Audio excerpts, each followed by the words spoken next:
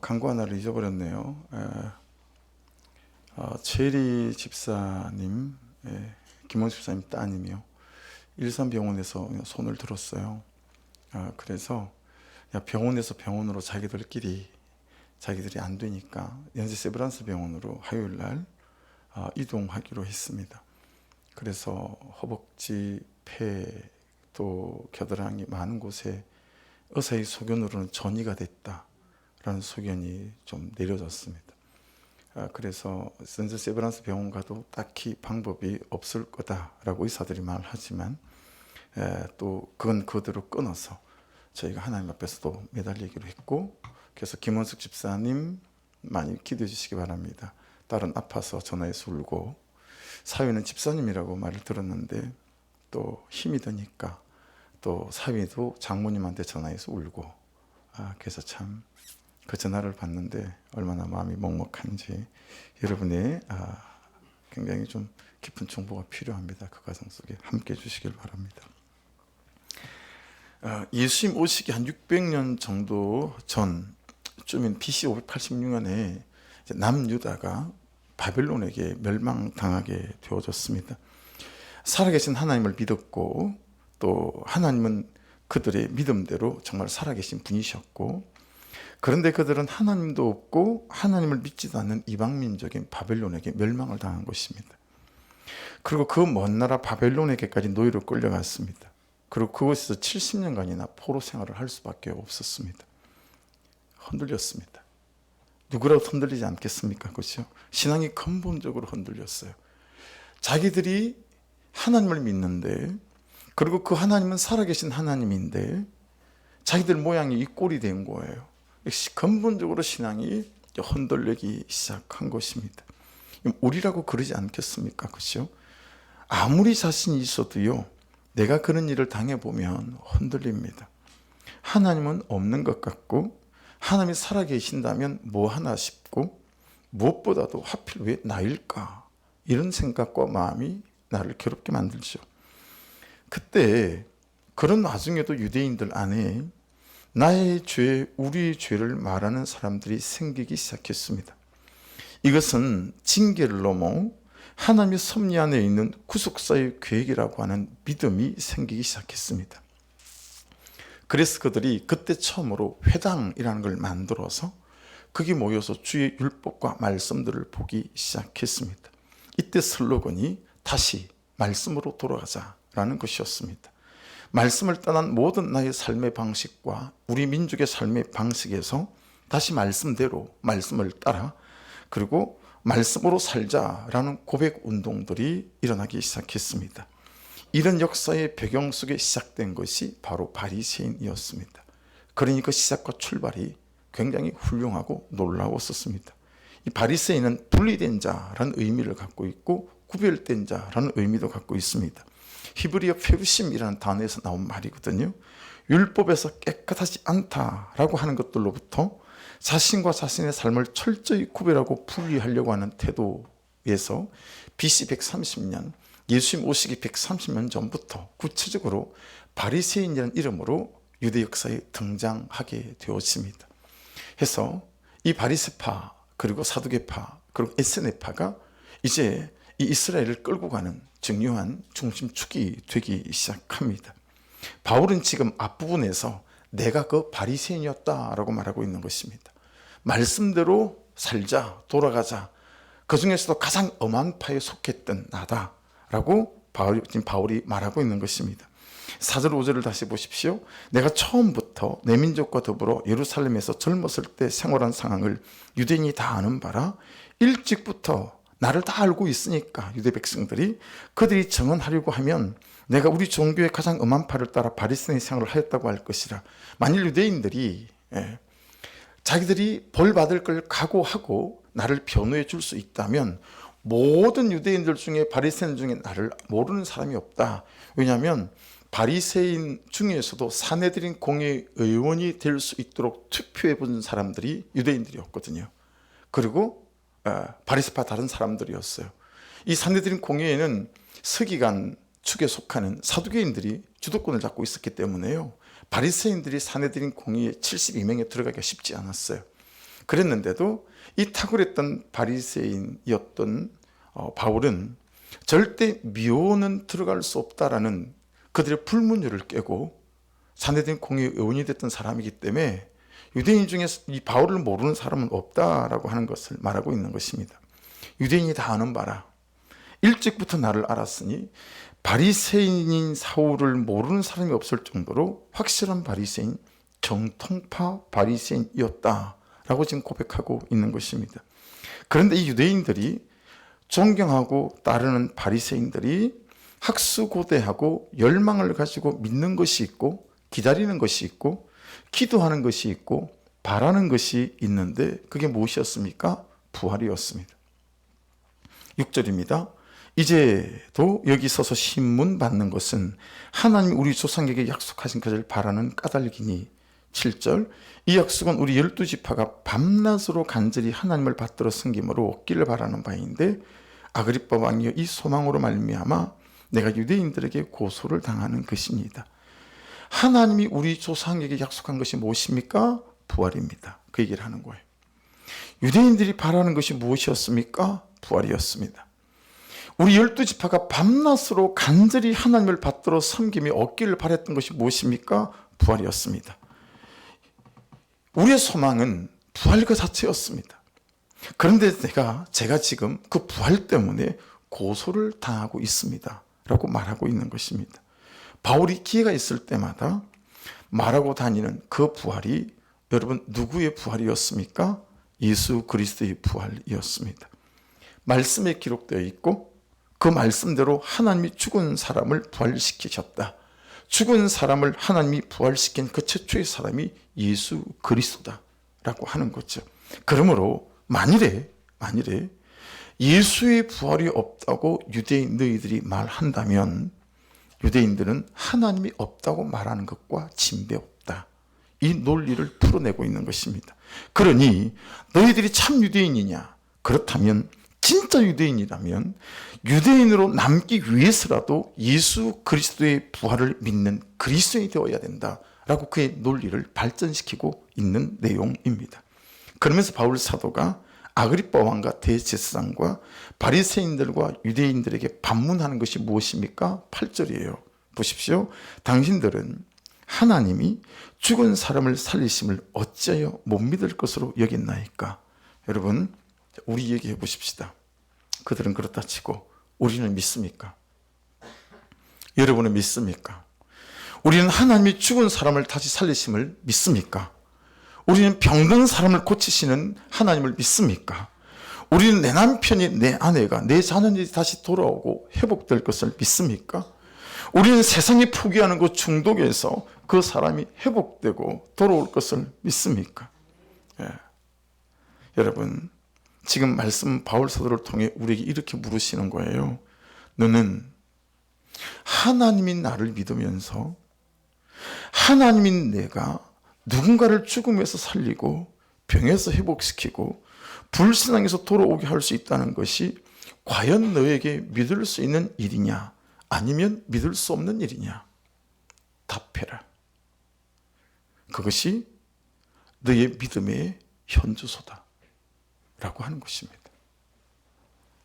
만일 하나님을 믿는데 하나님이 하신 일도 하나님이 너의 인생에 하실 일도 믿지 못한다면 너는 하나님을 믿는데 하나님을 믿지 않는 것일지도 모른다라고 하는 것이죠.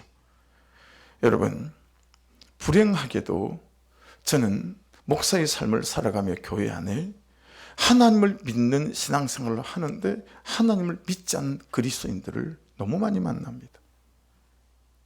말씀에 비춰본다면 우리는 어쩌면 하나님을 믿지 않으면서 하나님을 믿지 않는 말도 안 되는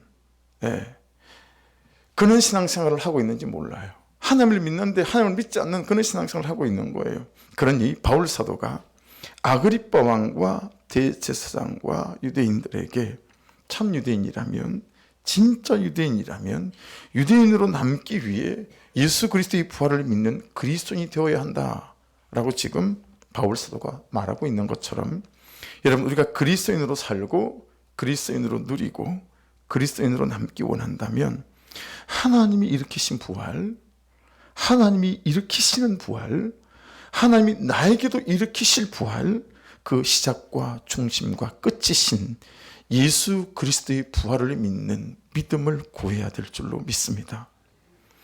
자, 지금부터 여러분이 한번 묵상해 보십시오. 지금 나에게 시작되어야 될 부활은 무엇입니까? 예수님이 어디서부터 시작하시면 되시겠습니까? 제가 몸이 좀 한 2주 동안 잠을 거의 못 자고 좀 살았더니 그럴 때마다 서울대학병원에 2번이나 가서 진료를 받아도 그냥 그러고 사세요 라고 말했던 또 심장에 진통이 오기 시작했어요. 요번에는 진통이 잘게 가시질 않아서 내심 되게 두려운 마음이 있고 초조했어요. 그래서 어제 토요일에 그런 날이 없잖아요. 집에 가서 그냥 계속 누워 있어야 됐었어요. 그런 와중에 김원숙 집사님 전화를 받았거든요. 그냥 목소리에 통곡이 묻어 있고 애통이 묻어 있고 어찌할 줄을 모르는 거예요. 그래서 정말 침대 위에서 제 몸이 아픈데 그 전화 받기가 힘이 들 정도였는데 제가 무릎을 꿇지 않을 수 없었어요. 하나님, 우리 교회에 부활이 시작되어야 된다면 이 가정부터 부활이 시작되면 어떨까요? 하나님, 이 사람부터 부활이 시작되면 좀 어떨까요? 이 어머니의 애통함을 하나님 어찌하면 좋습니까? 이런 고백이 침대 위에서 무릎을 꿇게 만드는 거 있죠. 여러분에게는 부활이 필요 없습니까? 여러분은 어디서부터 부활이 시작되어야 됩니까? 그 고백 이 예배 속에 좀 드릴 수 없을까요? 하나님, 지금 나에게 부활이 필요합니다 라고, 지금 내 삶에 여기서부터 부활이 좀 시작되어야 됩니다 라고, 여러분 한숨과 삶의 무게로 그치지 않고 그것을 나의 기도로 가져갈 수는 없을까요? 여러분, 예수님이 무엇부터 시작하면 됩니까? 지금 저에게 일어나야 될 간절한 부활은 그래서 최리 집사님의 부활이었어요. 김정열 씨의 부활이기도 했어요. 10일 동안 밥을 먹지 않는데 병원에 데려가려고 요양원에 갔는데 차를 타지 않는 거예요. 어떻게 해야 되는 거예요? 본 적도 없지만 유튜브 설교를 듣고 올라오는 마동진 씨, 후두함. 전 이분이 누군지도 몰라요. 그렇지만 우리가 교회적으로 기도하고 있지 않습니까? 이름도 잘 모르는 충청도 어떤 집사님이 전화를 하셨어요. 저는 지금 그 어떤 집사님의 딸의 퇴문이 열리는 이게 저한테 간절한 부활이 되어졌습니다. 유튜브 설교를 들으시고 울먹이면서 전화를 하신 거예요. 어릴 때 성폭행을 당하셨답니다. 그래서 젊은 날을 상처가 막 살게 만들었대요. 이 남자 저 남자 여러 남자의 아이들을 낙태를 했습니다. 내 시집간 딸이 10수년이 지났는데도 아이가 생기질 않는 거예요. 여러분, 그럴 수 있잖아요. 대한민국에 불임 부부가 얼마나 많은데요. 그런데 이 집사님은 그 일을 자기의 죄로 가져와서 자기의 죄로 해석하고 눈물로 전화를 하는 거예요. 나의 죄를 씻으신 주님, 예수 죽음 내 죽음이고 예수 부활 내 부활이니 제 딸에게 잉태의 부활을 주옵소서. 여러분, 바울 사도가 입만 열면, 바울 사도가 기회만 있으면 하는 말이 무엇인지 아십니까? 믿는 우리가 기회가 있을 때마다 해야 하는 말은 부활이 있다라는 것입니다. 할렐루야. 여러분, 부활이 있습니다. 부활이 있습니다. 믿는 자에게 부활이 있습니다. 부활이 있습니다. 죽은 자를 살리는 부활도 있고 병든 자를 고치시는 부활도 있고 복음에서 돌아선 자를 주께로 돌아오게 하시는 부활도 있는 줄 믿습니다. 예수 믿는 여러분, 더 이상 사단에게 놀아나지 않는, 현실에게도 놀아나지 않는, 죄의 힘에도 놀아나지 않는, 나의 게으름과 악함과 불신앙과 불순종에도 놀아나지 않는, 부활을 경험하는, 부활을 믿는, 현재가 부활인 그리스도인 되기를 주의 이름으로 축복합니다. 부활 중에도 오늘 말씀이 말씀하시는 부활은 무엇입니까? 6절을 같이 읽겠습니다. 시작. 이제도 여기 서서 신문 받는 것은 하나님이 우리 조상에게 약속하신 것을 바라는 까닭이니, 여기 서서 신문 받는 것은 이라고 노란 글로 표시해 놨잖아요. 여러분, 바울의 부활을 잘 보시면 잡아 가두는 자의 삶에서 잡혀 갇히는 자의 삶으로 부활이 됐어요. 우리의 기대와 반대죠. 신문하는 자의 삶에서 신문 받는 자의 삶으로 그의 삶이 부활이 됐어요. 부리고 누리고 주장하고 때리던 자의 삶에서 부림을 당하고 가난하고 받아내며 맞고 낮아지며 견디고 버티고 참아내는 자의 삶으로의 부활이 됐어요. 그런데 아무도 이 예수가 입었던 부활의 옷, 바울 사도가 입었던 부활의 옷을 입기를 원하는 자가 그리스도인 중에 없습니다. 그 영혼을 살리기 위해 그 영혼이 살아나기까지 받아내고 부림을 당하며 낮아지고 견디고 버티고 울고 참아내는 이 부활의 삶을 구하는 그리스도인이 여러분 세상에 드물고 없어져 갑니다. 우리가 꿈꾸는 반대의 부활 아닙니까? 우리는 일생 잡혀 갇히는 자의 삶에서 잡아 가두는 자의 삶을 꿈꾸지 않습니까? 심지어 그것이 우리의 기도 제목일 때도 많고요. 우리는 눈이 멀어 있습니다. 해서 자기 죄를 못 봐요. 우리는 귀가 멀어 있습니다. 해서 누가 자기 죄를 말하면 듣고 앉아 있을 수가 없는 거예요. 우리는 마음이 멀어 있습니다. 그는 없고 오로지 내 입장, 내 아픔, 내 고통만 마음에 가득합니다. 그러니 내 마음을 주장하는 것은 원망과 불평뿐입니다. 그래서 우리가 이 땅을 살면서 만나는 가장 견고한 성은 여리고성이 아니에요. 그는 나보다 옳도다 성입니다. 이 성이 무너지지가 않습니다. 들을 말을 들었습니다. 이 성입니다. 한마디를 들으면 100마디를 하고 싶어 합니다. 있을 일이 있었습니다. 이 성 정말 안 무너지죠. 말로 맞으면 우리는 손으로 발로 때리고 치고 싶어 합니다. 그는 나보다 옳도다. 왜 이리 살아야 하는지. 들을 말을 들었습니다. 왜 이리 살아야 하는지. 있을 일이 있었습니다. 왜 이리 살아야 하는지. 오늘 말씀이 우리에게 주시는 대답이 있습니다. 15절을 같이 읽겠습니다. 시작.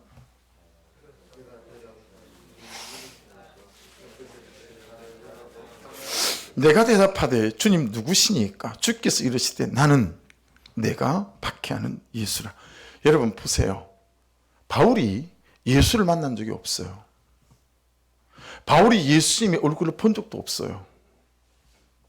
그런데 지금 바울은 한 번도 본 적이 없는 예수님께서 그에게 뭐라고 말하고 있냐면 나는 내가 박해하는 예수다라는 거예요. 예수님은 한 번도 바울에게 박해받은 적이 없는데 말이죠. 무슨 얘기죠? 우리가 어떻게 묵상이 되어지죠?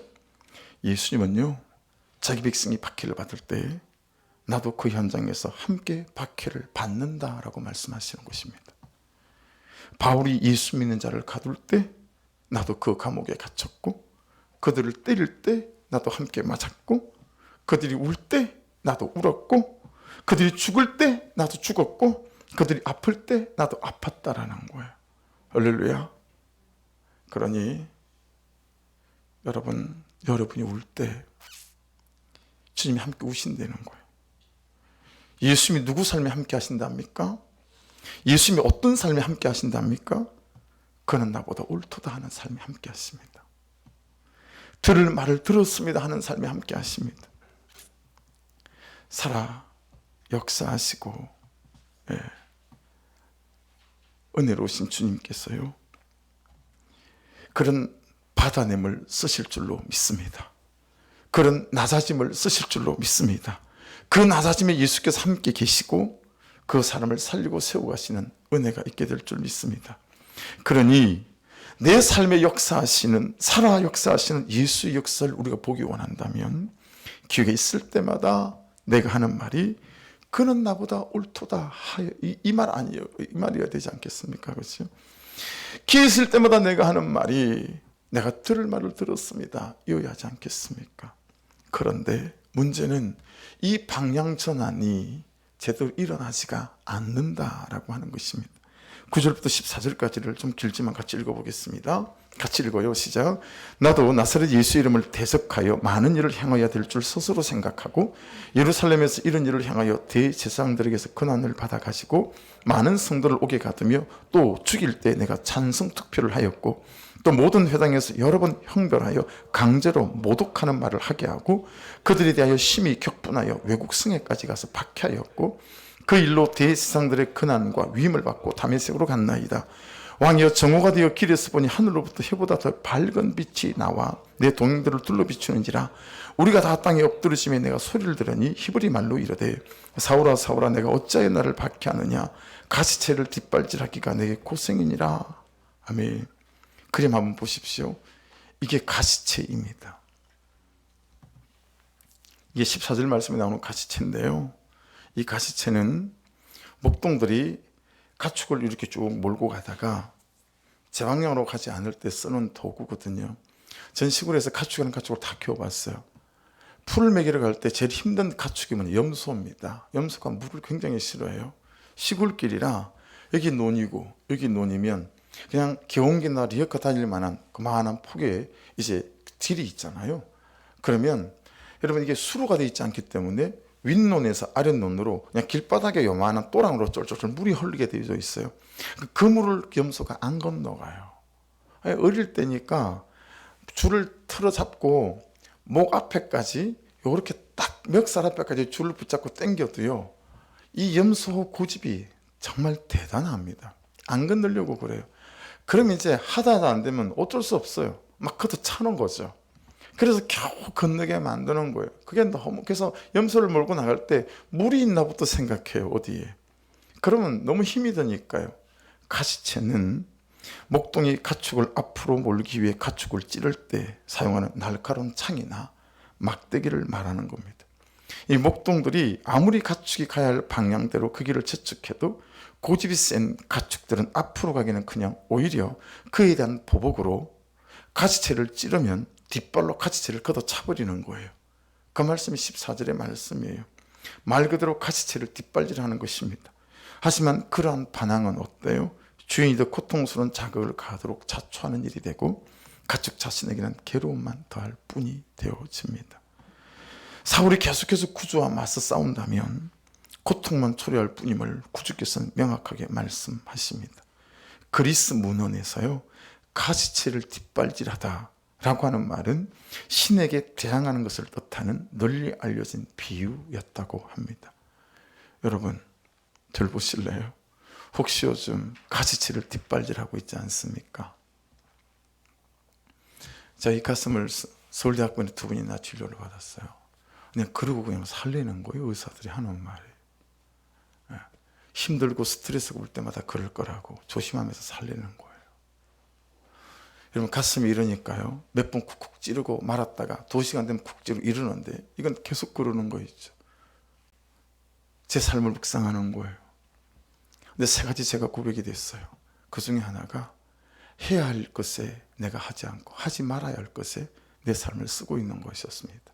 아니, 목사가 자기 교회 유치부실 떠들고치고 뭐 어디 떠들고치고 하는 거 해야 할 일 중에 속하지 않겠어요? 그러나 주님은 더 내 시간과 내 열정을 잃어버린 영혼과 그리고 사람을 세워가는 살리는 그 일에 내 삶을 더 쓰시기 원하시는구나. 그래서 내가 내 죄를 또 고백하지 않을 수 없었습니다. 여러분, 혹시 여러분 하나님께서 말씀하시는데 계속 가시채를 뒷발질하고 있지는 않습니까? 방향 전환이 일어나야 하는데 내 고집을 붙잡고 살던 대로 해오던 대로 나의 옳고 그름을 붙잡고 내 말의 방식, 내 태도의 방식의 방향 전환을 하지 않는다라는 것입니다. 유건사님 어디 가셨어요? 기도할 때 기도했으니 이제는 안 그러겠지. 그죠? 근데 또 그렇게 하는 남편들이 있잖아요. 그렇게 하는 남편들이. 그죠? 가던 삶의 방향의 걸음을 멈추고 뒤돌아가는 방향 전환이 일어나야 하는데 여러분하고 저하고 그럴 생각이 없는 거예요. 우리의 생각은, 우리의 신앙의 방향은 이 예수를 붙잡고 이왕 살고 가는, 이왕 살아가는 이 인생이라는 길에서 잘 가고 빨리 가고 안전하게 가고 많이 가고 높이 가고 그러며 떵떵거리며 가고 뽐내며 가고 폭락해 가는 세속적 가치관과 삶의 방식이라는 고속도로 위에서 잘 달리는 자동차 같았으면 너무 좋겠다라는 거예요. 그러니 그 도로에서 내려올 생각도 없고 방향을 바꿀 생각도 없는 거예요. 말씀이 사도 바울을 통해 우리에게 말씀하시는 바가 무엇입니까? 삶의 목적과 내가 살아가는 삶의 이유가 바뀌어야 한다라는 것 아니겠어요? 더 이상 옳고 그름을 주장하지 말라는 거예요. 내 죄 보고 그리고 하나님만 보고 가자는 거예요. 그럼 이 두 가지를 가지고 제가 항상 기도하다가 깨닫게 된 게 있어요. 하나님, 성도들이 참 힘들어해요. 내 죄만 보고 가자니까 너무 힘들어하고, 그리고 하나님만 보고 가자니까 참 힘들어해요. 그렇게 기도하니까 하나님께서 깨닫게 하시는 게 뭔지 아세요? 그게 바로 오직 사랑하기만 해라 라는 말이다 라는 거였어요. 오직 사랑하기만 해라. 여러분, 제가 확실히 깨닫는 건 뭐냐면 말씀대로 가니까 됩디다. 그리고 사랑하기만 하니까 됩디다. 제가 그게 성경이 제 삶에서 이루어놓은 진리 같은 거라 제 목에 칼이 들어와도 부인할 수 없는 말씀, 오직 사랑하기만 하면 된다라고 하는 것이죠. 오늘 정예수권 삶의 묵상 간증이 그런 것 아니겠습니까? 어떻게 묵상 간증이랑 설교 내용이랑 딱 들어맞을 때가 많네요. 들어보세요. 다시. 보이지 않는 하나님의 천국 산 것보다 보이는 이 세상에서 잘 사는 것이 중요했고, 보이지 않는 하나님의 인정보다 눈에 보여지는 사람들의 태도와 인정이 중요했으며, 하나님이 말씀하신 사명을 위해 살기보다 나의 만족을 위해 사는 것이 중요해졌습니다. 낙타털 옷을 입고 허리에 가죽띠를 띠고 메뚜기와 석청을 먹으며 주의 길을 준비하고 주님 오실 길을 굳게 한다는 세리요한의 삶을 보며 여느 때와 같이 이런 생각을 하며 말씀을 묵상하고 있었습니다. 너무 존경스럽고 멋지시다. 그래도 나는 이렇게 살고 싶진 않아. 주를 위한 길이 그 길밖에 없었을까? 꼭 그래야만 했을까? 이왕이면 주님도 잘 되고 나도 잘 되고 서로 윈윈하면 얼마나 좋을까? 주님이 허여하겠고 나는 쉬어야 한다는 세례요한의 고백과 달리 세상 사람들 보기도 좋고 믿는 사람들 보기도 좋게 재정이 부유함으로 하나님 나라에 쓰임받는 나의 목표가 가장 좋은 것 같아. 비록 영혼권에 대한 간절함이 내게 없어도 하나님 나라의 확장에 내 재정이 쓰인다면 하나님도 기뻐하실 수 있으시고 이런 나를 사용하실 거야. 여러분, 이게 똑같나 봐요. 제가 신학하라는 하나님의 부르심이 있을 때 4년 반 동안 도망다니며 제 기도는 새벽 예배 때마다 5년간 일관됐습니다. 하나님, 저 좋은 창도 드릴게요. 이게 일관된 기도였는데 그 맥락 아닙니까? 이런 권찰님에게 찾아오신 말씀을 통한 하나님의 음성이 무엇이었습니까? 하나님은 나의 가진 것이 아닌 말씀대로 사는 나의 삶으로 구원을 이루시고, 나를 향한 하나님의 기대는 부자도 성공하는 것도 아닌 주어진 현실과 역할에서 말씀 따라 감사하며 사는 것이라고 말씀하셨습니다. 할렐루야. 그래서 여러분, 바울 사도가 기회 있을 때마다 하는 말이 무엇이었습니까? 나는 삶의 목적과 삶의 이유가 바뀐 삶의 방향 전환이 일어난 사람입니다. 할렐루야. 여러분, 이 방향 전환이 되면 돈을 맡기십니다. 솔깃하시죠? 진짜입니다. 이 마음의 중심이 바뀌잖아요. 그렇게 하나님에게 그분의 뜻 안에 내 삶이 꼬꾸라지지 않습니까? 그럼 그분께서 맡길 것들을 맡기십니다. 그렇지 않으면 그것들은 여러분을 타락시킨 것 외에는 아무런 재료가 되지 않기 때문에 그렇습니다. 여러분, 우리가 어떻습니까? 지금 우리에게 일어나야 될 사건이 사울이 바울 되는 것 아니겠습니까? 사울의 이름의 뜻은 큰 자입니다. 성공한 자, 성공한 사람. 바울의 이름의 뜻은 작은 자입니다. 여러분, 무엇이 작은 자일까요? 이게 말씀을 설교를 준비할 때 제 가장 깊은 묵상이었습니다. 왜 바울이었던 큰 자가, 사울이었던 큰 자가 그 예수 그리스도 앞에 삶의 방향과 목적이 바뀌면서 사울, 작은 자로 바뀌었을까? 그래서 이 무엇이 작은 것일까? 이 묵상 속에 기도하게 됐어요. 그러면서 여러분, 제일 처음 깨닫게 된 게 뭐였냐면 만족이 작은 자였습니다. 만족이 작은 자. 제 큰딸이 호주에서 교환학생 수업을 마치고 금요일에 귀국을 했습니다. 아직도 큰딸은 나 하나님 안 믿어, 이 고백을 바꿀 마음은 없어 보입니다. 하지만 그 딸이 살아있음이 너무 감사하고, 딸을 위해 기도할 수 있으면 너무 감사하고, 딸에게도 저에게도 시간이 있음이 너무 감사하고, 그래서 전 아들에게 죄인으로 살고 딸에게 죄인으로 삽니다. 성적표 받아오면 하나가 틀려도 성적표를 보지 않았던 개척교회 가난한 목사가 내세울 게 자녀가 잘 되는 것밖에 없었어요. 그래서 그 목표만 성공지향적이었던 게 아니라 자녀들에게도 제가 그리 살았습니다. 그래서 그 주에 온팍 뒤집어 쓰고 살고 있습니다. 그래서 전 토달지 않습니다. 아들에게 토달지 않고 딸에게 토달지 않습니다. 그냥 받아냅니다. 그리고 그때마다 내 죄를 봅니다. 그리고 기도합니다. 그래서 여러분, 건강한 몸으로 인천공항에 도착해서 철배를 마치고 픽업을 하러 갔거든요. 너무 감사했습니다. 그냥 살아있다는 것이 너무 감사했고, 내가 그 딸을 위해서 기도할 수 있다는 게 너무 감사했고, 목사에게 큰딸이 나 하나님 안 믿어 얼마나 큰 수치가 됩니까? 근데 저는 그게 저의 수치라고 믿고 감사함으로 살아가는, 그냥 만족이 작은 자가 되는 거예요. 여러분, 두 번째는 나에 대한 기대가 작은 자였습니다. 그 대신에 이 죄인 중에 개수 같은 자신을 사랑하시는 하나님이 사랑하시는 나에 대한 기대는 높고 깊고 넓어졌습니다. 바울은 이 사랑에 기대어 살았습니다. 그래서 열등감이 손을 댈 수 없는 사람이었고, 다른 사람의 인생과 비교가 도무지 손 못 대는 그런 인생, 그런 사람이었습니다. 그래서 그냥 오늘이 감사한 거예요. 지금이 감사하고, 이 사람이 감사하고, 이렇게 살고 이쯤에서 사는 내 인생도 너무 감사가 되었습니다. 나 때문에 죽은, 날 사랑하셔서 죽으신 예수 그리스도의 십자가의 사랑이 자신에게 기대고, 자신의 성실에 기대고, 자신의 열심에 기대는 삶을 끝장내게 만들었습니다. 여러분, 우리에게 다시 사울이 바울을 되고 말았던 그날의 사건이 필요하지 않을까요? 주님과의 만남 말입니다. 주님이 내 인격을 만지시고 내 존재를 만지시는 그 만남 말입니다. 요즘 우리 교회 어떤 분들은 자녀의 예배 회복을 위해 예배당에서 철야를 하고 계신 분이 계십니다. 또 어떤 분은 자녀들의 구원을 위해 철야를 하시는 분도 있습니다. 벌써 2주째가 넘어가는 것 같아요. 어떤 분들은 해와 달과 별이 떨어지는 자녀의 암 사건 때문에 통회로 자복하는 기도하시는 분들도 있습니다. 여러분은 주님이 필요하지 않으십니까? 여러분은 주님이 필요하지 않으십니까? 여러분은 부활이 필요하지 않으십니까? 예수 믿는 사람이 이 세상을 살면서 완수해야 할 지상 최대의 과업은 세 가지입니다. 이 플랜카드를 바꾸려고 합니다. 새해가 되고 있어. 그리고 이 세 가지를 적으려고 합니다.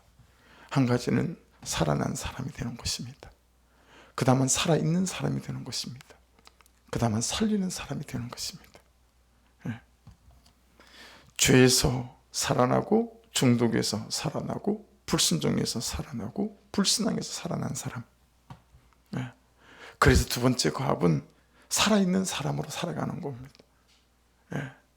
기도해야 될 사람들이 보면 기도할 수 있고, 그렇죠? 살아있는 사람이어야 받아내죠.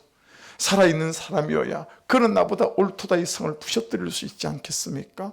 살아있는 사람.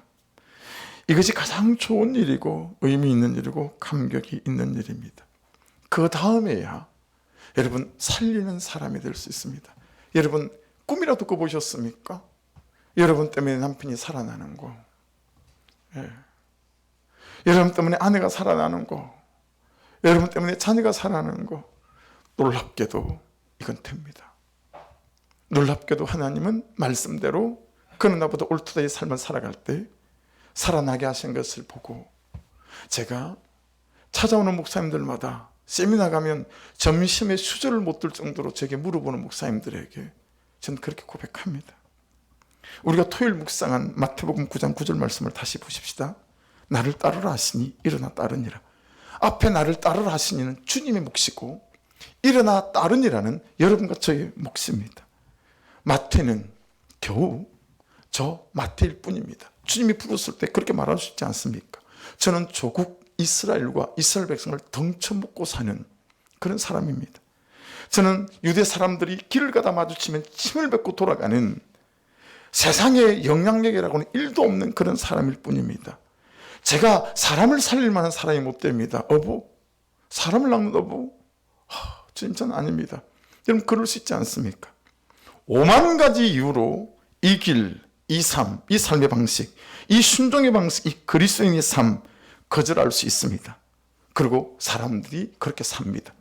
그리고 여러분들 중에도 그 삶을 걸어가고 있는 사람이 너무 많습니다. 그런 나보다 옳다를 못합니다. 그렇게 살아있을 수 있도록 주님 앞에 일관되게 예배 앞에, 말씀 앞에, 큐티 앞에 서지 않습니다. 그래서 예수님 오시기 전 700년 전에 미가 선지자를 통해서도 이렇게 말씀하십니다. 미가서 4장 6절로 7절입니다. 여호와께서 말씀하시되 그날에는 내가 전원자를 모으고, 이거 멀쩡한 사람들을 불렀더니 안 하는 거예요. 그래서 하나님 포기했어. 내가 전원자를 모으며 쫓겨난 자와 내가 환난받게 한 자를 모아 7절 발을 저는 자는 남은 백성이 되게 하고 멀리 쫓겨났던 자들이 강한 나라가 되게 하고 나 여호와가 시온산에서 이제부터 영원까지 그들을 다스리라 하셨나니. 여러분, 왜 이런 말씀이 미가서에 실렸을까요? 미가는 미가야후라는 말의 줄임말입니다. 미가야후가 무슨 뜻이냐면요, 여호와 같으신 이가 누구이십니까? 라는 뜻이에요. 뭘 알 수 있어요? 미가도요 전원자였던 거예요. 미가도요 안 보이는 사람이었던 거예요. 근데 그가 부활을 경험했던 거죠. 그러니 여호와 같으신 이가 이 땅에 누가 있느냐라는 거예요. 여러분, 이런 고백 우리가 좀 하고 살아야 되지 않겠어요? 여호와 같으신 이가 누구냐고, 나를 살렸다고, 우리 가정을 살렸다고, 이 고백을 하며 살아야 되지 않겠어요? 누가복음 14장 16절로 21절입니다. 이르시되 어떤 사람이 큰 잔치를 베풀고 많은 사람을 청하였더니 잔치할 시각에 그 청하였던 자들에게 종을 보내어 이르되 오소서 모든 것이 준비되었다 하며 다 일치하게 사용했대요. 한 사람은 밭을 샀대요. 그래서 밭이 어떻게 생겼나 너무 보고 싶은 거죠. 거절했어요. 한 사람은 소 5개리니까 10마리를 산 거니까 엄청나게 재산이 불어났잖아요. 이 소가 일을 잘하는지 못하는지 보고 싶었던 거죠. 거절했어요. 한 사람은 장가든데요. 그러므로 가지 못하겠다 그랬어요. 장가든 정도 되면 여러분들이 용납해 주실 만하죠. 그런데 지금 하나님은 장가든 일도 하나님 그분의 예배 앞에, 하나님 그분의 부르심 앞에 거절하는 것에 대해서 용납할 수 없다라고 말씀하고 있는 것입니다. 21절입니다. 종이 돌아와 주인에게 그들에게 구하니 이에 집주인이 노하여 그 종에게 이르되 빨리 시내의 거리와 골목으로 나가서 가난한 자들과 몸 불편한 자들과 맹인들과 저는 자들을 데려오라 하니라. 여러분, 여긴 저기서 감동이 있었어요. 여러분, 21절에 이 가난한 사람들이 나일 수 있지 않을까요? 21절에 몸 불편한 자들이 나일 수 있지 않을까요? 21절에 맹인들이 나일 수 있지 않을까요? 예수님께서 부르신 이 마태라는 사람 이름의 뜻이 무엇인지 아시죠? 하나님의 선물입니다. 예수 없을 때, 예수 만나기 전 세리로 사는 그의 삶이 무의 선물 같았겠습니까? 그러나 예수가 그의 선물이 되기 시작하자 저주 같은 자기 인생 전체가 선물이 되어졌습니다. 여러분, 선물 같은 삶, 선물 같은 인생은 멀리 있지 않습니다. 예수가 내 선물이 되면 지금 그대로의 내 인생 자체가 선물이 될 수 있음을 믿습니다. 선물 같은 삶을 찾아 헤매지 마십시오. 사울이 바울 되고 말았던 그 사건이 내 사건이 될 때 저주 같은 내 삶이 선물 같은 삶으로 뒤집어지는 역사와 능력이 나타나게 될 줄 믿습니다. 여러분, 지금 이 주님을 구하고 찾지 않으시겠습니까? 이 주님을 구하고 찾아 다시 부활의 감격을 회복하고, 그래서 기회가 있을 때마다 말을 할 때마다 예수 구주 그분의 부활이 내 부활이 되었다고 고백하는 이 놀라운 인생으로 세워지고 싶지 않으십니까? 기도하겠습니다.